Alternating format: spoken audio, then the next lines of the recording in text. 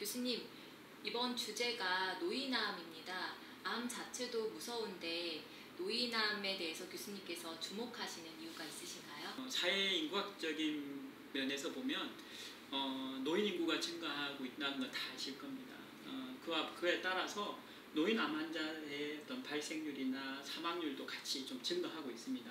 실제 2015년 데이터이긴 하지만 전체 암 환자의 약 40% 이상이 우리 흔히 말하는 65세 이상의 노인암 환자입니다. 40%가. 근데 이 데이터가 10년 전 2005년도에 비해서 노인암 환자가 40% 이상 증가되고 있고, 또 하나는 사망 원인의 1위는 지금 암이죠. 이 사망 환자, 암 환자의 3분의 2가 65세 이상의 노인암 환자입니다. 실제로 노인암 환자분들 치료에서 어려운 점이 많이 있으실 것 같습니다. 어떤 어려움이 있으신가요? 노인암 환자분의 치료하는 데 있어서 좀 환자분의 특성은 첫째, 연세가 드심으로 해서 아무래도 우리의 장기들의 기능이 저하되어 있습니다. 특히 항암 치료를 한다면은 우리 몸에 해독을 하는 간이나 콩팥의 기능이 좋아야 되는데 그런 기능들이 저하되어 있어서 아무래도 항암 치료를 했을 때 해독이 잘 안 돼서 대사가 잘 안 돼서 항암 치료에 대한 순응도가 저하될 겁니다. 다시 말하면 독성이 더 많이 생길 수가 있지요.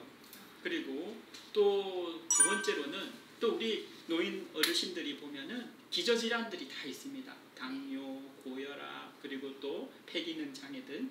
그래서 항암 치료를 했을 때 그런 당뇨라든지 고혈압이 악화될 가능성이 있고, 또 그러한 기저질환으로 인해서 드시고 있는 약과 항암제 간의 또 상호작용에 의해서 독성이 좀 더 심각하게 나타날 수도 있습니다.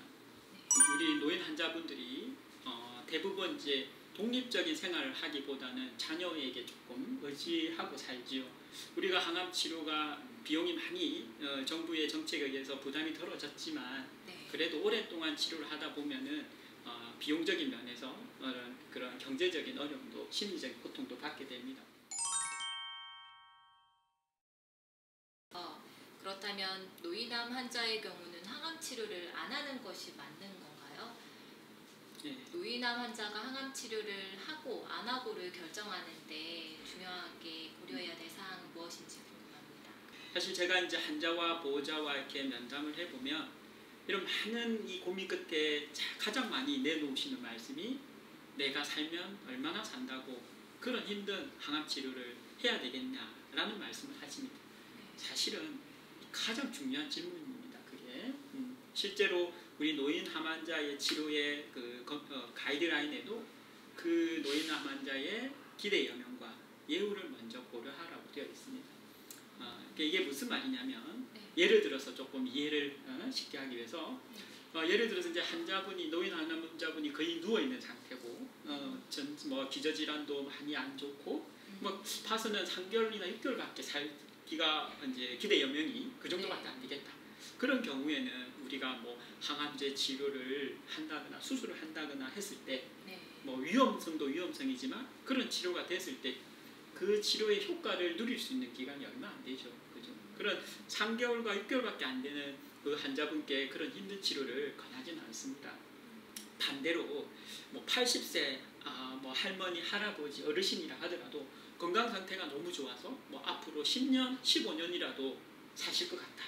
그렇다면은 예를 들어서 암만 아니면 이 어르신이 암만 아니면 그러면 당연히 암을 치료해줘서 환자분의 기대 여명 동안 건강하게 사시도록 해드려야 되지 않겠습니까?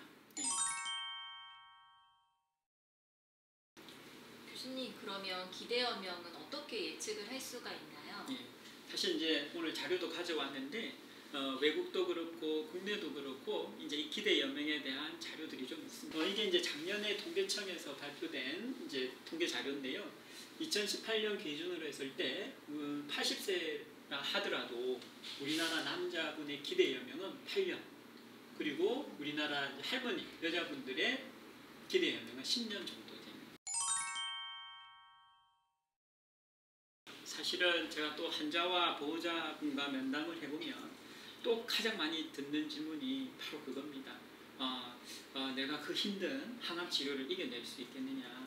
실제로 저도 이렇게 환자분을 봤을 때 항암 치료를 하고 싶지 않은 환자분도 계시고 또 겉으로 보기에는 항암 치료를 잘 이겨낼 수 있을 것 같은데 하고 막상 항암 치료를 해보면 되게 힘들어하시고 중도에 포기하시는 분도 있고 또 겉으로 보기에는 항암 치료가 너무 힘들 것 같지만 막상 했을 때는 항암 치료를 잘 이겨내시는 분도 있습니다. 그리고 충분히 그런 이제 위험성에 대한 정보를 드리고 이제 그런 항암 치료를 할지 말지 최종 결정은 환자와 같이 보호자와 같이 결정을 내리게 되죠. 지금까지 시청해 주셔서 감사합니다.